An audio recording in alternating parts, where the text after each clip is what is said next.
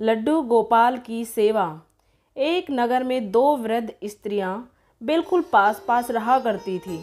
उन दोनों में बहुत घनिष्ठता थी।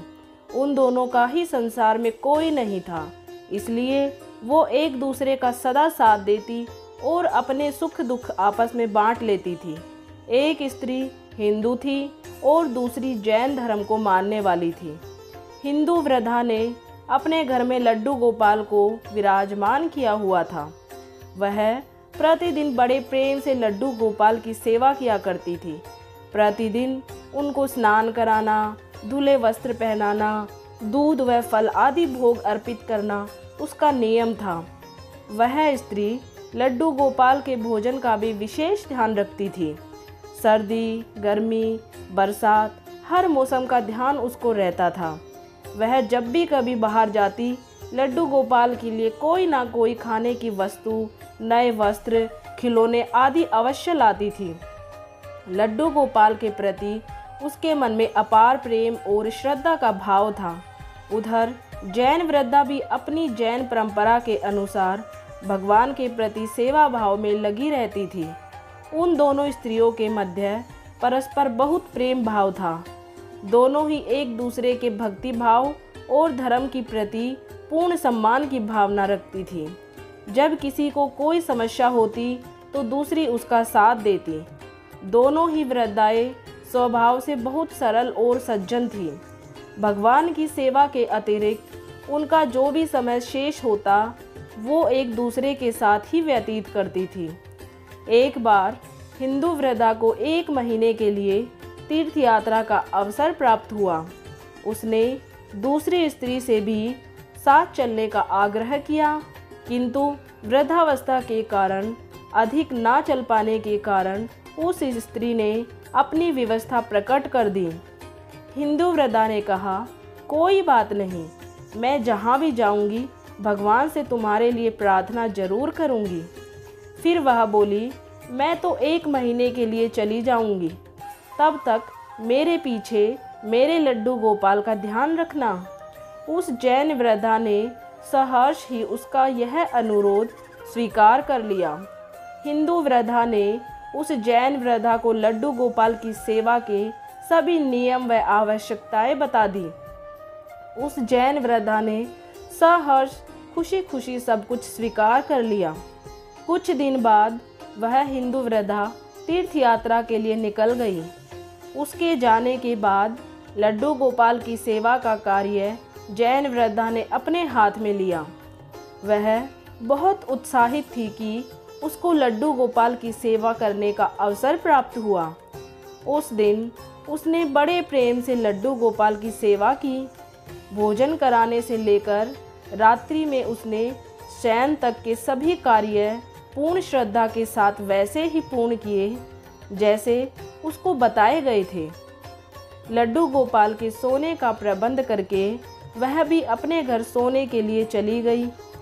अगले दिन प्रातः जब वह वृद्धा लड्डू गोपाल के सेवा के लिए हिंदू स्त्री के घर पहुंची तो उसने सबसे पहले लड्डू गोपाल को स्नान कराने की तैयारी की। नियम के अनुसार जब वह लड्डू गोपाल को स्नान कराने लगी तो उसने देखा कि लड्डू गोपाल के पांव पीछे की ओर मुड़े हुए हैं। उसने पहले कभी लड्डू गोपाल के पांव नहीं देखे थे। जब भी उनको देखा वस्त्रों में ही देखा था। वह नहीं जानती थी कि लड्डू गोपाल के पांव है ही ऐसे, घुटनों के बल बैठे हुए।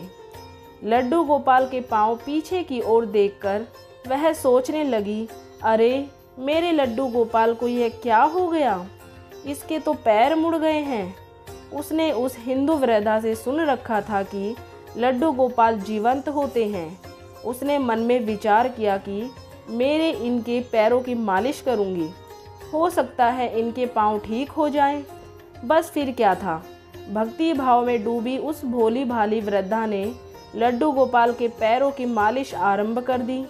उसके बाद वह नियम से प्रतिदिन 5 बार उनके पैरों की मालिश करने लगी। उस भोली वृद्धा की भक्ति और प्रेम देखकर ठाकुर जी का हृदय द्रवित हो उठा। भक्त वत्सल्य भगवान अपनी करुणावश अपना प्रेम उस वृद्धा पर उड़ेल दिया। एक दिन प्रातः उस जैन वृद्धा ने देखा कि लड्डू गोपाल के पांव ठीक हो गए हैं और वह सीधे खड़े हो गए हैं।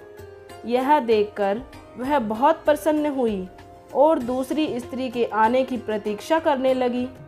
कुछ दिन पश्चात दूसरी स्त्री वापस लौटी तो उसने घर आकर सबसे पहले अपने लड्डू गोपाल के दर्शन किए, किंतु जैसे ही वह लड्डू गोपाल के सम्मुख पहुंची तो देखा कि वह तो अपने पैरों पर सीधे खड़े हैं।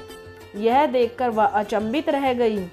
वह तुरंत उस दूसरी स्त्री के पास गई और उसको सारी बात बताई और पूछा कि मेरे लड्डू गोपाल कहाँ गए। यह सुनकर उस जैन स्त्री ने सारी बात बता दी। उसकी बात सुनकर वह वृद्ध स्त्री सन्न रह गई और उसको लेकर अपने घर गई।